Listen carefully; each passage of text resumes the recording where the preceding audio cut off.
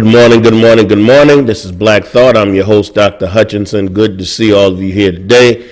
I hope you had a fantastic weekend. Mine was extremely blessed as we celebrated the 148th church anniversary of First Baptist Church Lauderdale. So we had a great time. And I want to thank Dr. J. Lawrence Turner for being with us. He is the new senior pastor at Mississippi Boulevard Christian Church. We enjoyed their fellowship, and we also had a dynamic time at our 11 a.m. service. And so if it seemed a little slow today, that's why. I did a lot of celebrating yesterday. So we're glad that you're here. We're glad that you're watching us. We're blessed by your presence. All of the persons watching us in the greater Memphis area, thank you. Continue to watch. Continue to tell your friends and neighbors. Excuse me. Those who are watching us nationally, we have a lot of viewers in Chicago, in New York, in Atlanta, in different places. God bless you. Thank you for watching us. And also overseas, we want to thank you for watching us. And so we're grateful to God that we have this opportunity once again. And so let me do some quick housekeeping, and then we're going to go to our guest for today. We have an issue that I told you about on Friday that we're going to speak to today that is extremely important, not only for the Memphis community, but for the national community at large. And so with the housekeeping, I want to share with you some ways in which you can keep in touch with the show long after our segments are off the air. First of all, we have a Facebook page, MUTV1 Black Thought, MUTV1 Black Thought. You see it there right on the screen. And many of the segments and some of the research that we have done, you will find on that Facebook page. Feel free, go by, click like, let us know you're there, let us know what you think, and also check out what we do. We also have a link on that Facebook page to our YouTube channel, and you will want to access the YouTube channel. I told you that there was going to be some new content this weekend, and already the dialogue that we had on the Black Church with our panelists, it is up, as well as some of the dialogue that we had with State Rep. J. Hardaway, Shelby County Democratic Chairman Brian Carson, and political strategist D. Harris. It is up and running, and the other two segments of that particular show with Representative Hardaway, et al., and the other gentleman is coming up on its way. We have one segment up. We have two segments coming up. Also, the show that we did with Mark Anthony Neal, it is coming on its way, as well as some other important segments, including the one that we did with Bishop William Young when we talked about mental health in the African American community. That is especially key since recently we heard of the demise of a pastor who committed suicide because of depression. And so we try to deal with a cornucopia of issues here on this show, and we're grateful for your viewership. So go to our YouTube page, go to our Facebook page, and keep in touch with us there. And of course, if you want to dialogue with me directly, there's several ways to do it. First of all, you can email me at blackthought.mutv1@yahoo.com. Blackthought, the name of the show, .mutv1, Memphis's first black-owned television station's been on for over a year, at yahoo.com.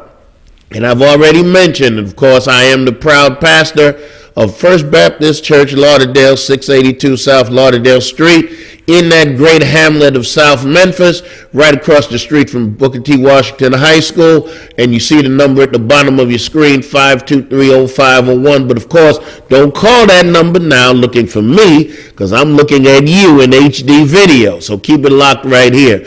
And also the last number, 249-9995, is the number that you can use if you want to call me directly, and we invite you to do so. All right, we have done the housekeeping, and I have two guests that are going to talk about an extremely important issue. To set up this segment and really to set up the focus of this show today, one of the things that we must realize, and it was said by one of the unions that support the sanitation workers, asked me when their national president came to Memphis around the time of Dr. King's I Have a Dream speech. They made mention of the fact that the civil rights movement was also a labor movement. in which labor unions assisted the civil rights movement in raising the level and the standards for workers. Understand that when you have situations in which you don't have unions, by and large, the wages are lower, and some of the other things, the package that goes with wages, may not be existent. And so we owe a great debt of gratitude as African Americans to unions and what they have meant to our people and how they have helped to maintain for us a decent standard of living. But as you probably know, excuse me, unions under attack, and much of these things that help to bolster us and help to keep us as a people are under attack. And so we're going to talk about a local issue that also has national implications. As many of you have probably heard, the Kellogg plant here in the city has locked out its workers. It has decided that it wants to cut some of the pay and some of the other benefits to its workers. I could tell you that myself, but I'd rather those intimately involved in the situation have conversation with you. And so we have with us today Mr. Ron Baker, who is the international field rep, and Mr. Kevin Bradshaw, who is the local union president of BCTGM. And Mr. Bradshaw represents the local union 252G, and as I've said earlier, Mr. Ron Baker is the international field rep. Gentlemen, welcome to Black Thought. Good to have you here today. Thank you very much, Reverend. Thank you. All right, let me go to Mr. Baker first. If you could, talk to us about what's happening nationally with unions. I kind of touched on it, but before we get into the local issue in which Mr. Bradshaw, being on the ground, has intimate knowledge, I want to start, I guess, nationally and really speak to this issue, because it seems like unions under attack. We saw locally here with teachers unions, the teacher union across the state basically is now a toothless tiger because its power has been cut. We see attack of various other unions, and still, and I think it's probably one of the greatest travesties. Here it is. We're so far removed from 1968, and still the sanitation workers have not been made whole. And so speak to us about some of this. Well, you're right, Reverend, and I'd first like to start off by thanking you for being on the show and to thank the religious community in this area for stepping up and hearing our voice on this. You're right. I mean, labor unions all across the country are under attack. Corporations' profits are growing by leaps and bounds. We all know that in 2008 with the recession or whatever, I mean, working people's 401ks and whatever were diminished, and their retirements were put off as a result of that. Now we see the stock market climbing at a rapid pace. Every other day you hear that there's the new high level, and the corporations are getting the money, and the people's wages have stagnated over time. What's happened across the country when it comes to labor unions, corporations are saying and believe they have the power, and there's a lot of power in the monies that they have amassed. But they believe that the best way for them to increase their profitability is to do the easy thing and cut workers' wages and benefits in hopes that they want a job so bad that they'll take anything coming. As far as the lockouts go, lockouts are on the rise. We saw, you can probably remember as well as I can, there were times when the employers would say that, unions struck, and they struck all the time, and that's the problem with labor. Now unions strike little, and the employer's the one that's locking them out of the gate. So there's a little bit of hypocrisy on their side when it comes to, reliable workforces and the ability for these people to do their jobs. The labor movement is under attack, but I will tell you more and more I see, especially here as indicative in this situation here, where people are coming together. You talked about the civil rights movement and the labor movement moving along the same track. In all honesty, they're there pretty much for the same reasons, to uphold standards and to keep people and communities intact and a fair share paid by the employer. But labor unions are taking it on the chin from corporations that believe that they have the power to inflict their economic wishes unilaterally. So then, if I hear you correctly, and I'm putting on my cynic's hat on purpose, it sounds like to me then the employers are saying we're going to take advantage of this recession, of this weakened economy when people are looking for jobs, when people are underemployed. We're going to take advantage of it by locking out unions, by decreasing benefits. And then we could basically, it's a bad word, but we could basically bring in some scabs or whatever to replace the employees and move on. Just lock them out. Right. It's not a new premise. You're absolutely right. In the 1860s, Jay Gould, who was involved with the railroads, actually said, "I can hire half the working class to kill the other half." I mean, and that's the same premise that they're using right now, using people against people, found in the same circumstances, but is there somebody willing to, like, take another person's job, you know, even if it is for a reduced amount? Mm-hmm. They've always played that, but they're playing that here, too, in this case. And the other thing that you've said, and really this can be documented, and we probably will find some links to document it so that the viewers, so you can see it, is that it's not like the corporations aren't making money.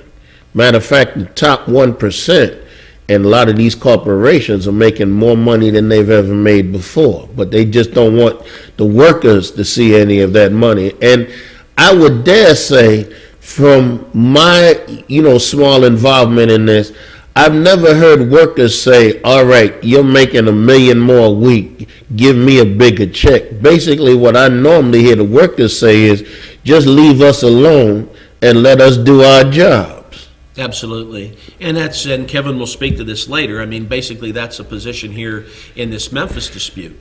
I mean, these folks are locked out. They didn't ask for anything more. They didn't ask for any increases or whatever. But the company came back with quite frankly, an offer that they knew that these people could not accept. It's indicative of what's going on in the country today. We have Kellogg's here, $14.2 billion or more in sales last year, which quite frankly, that amount is more than about 38 or 48 nations in this country's gross national product is. Mm-hmm. All right, well, I appreciate that. And Mr. Bradshaw, let me go now to you. We're getting ready to go to another segment, but before we go and where we talk to you, I want you just briefly just open up. What is this issue that's happening at the Kellogg plant? Well, the main issue that's happening at the Kellogg's plant is the company's trying to negotiate things that have already been negotiated in a master contract with several other plants in North America. And we have 4 plants in North America that are under one contract, and that's Omaha, Lancaster, and Battle Creek, and Memphis. And these things that they're seeking now, those provisions have already been negotiated in a master contract, but they felt to attack us at our weakest point when back in April and in June and July when they cut jobs, like 63 jobs, knowing that when they cut them, they were going to bring them back and try to bring them back at a cheaper rate with their proposal that they brought to the table just in October. So it's just a direct attack on the union, and it's really put our families and everyone in a real tough situation where we're having to seek different assistance and unemployment and all type of aid is really putting more harm to the city of Memphis and bringing the people that's not working, bringing that rate up. So the unemployment rate has just shot up 200 some more employees. Wow. There's so much in what he said. And so what we're going to do, we're going to come back and talk to Mr. Bradshaw and open up what he said. But there's a lot in there. He already mentioned that they laid off some workers. He already mentioned that there was a master contract. And he already mentioned, and when we look at how long the lockout is taking place, he's already mentioned that workers have had to seek assistance so that they could sustain their families. There's a whole lot in what he said. So don't go anywhere. We're coming back. This is Black Thought, and I'm your host, Dr. Hutchinson.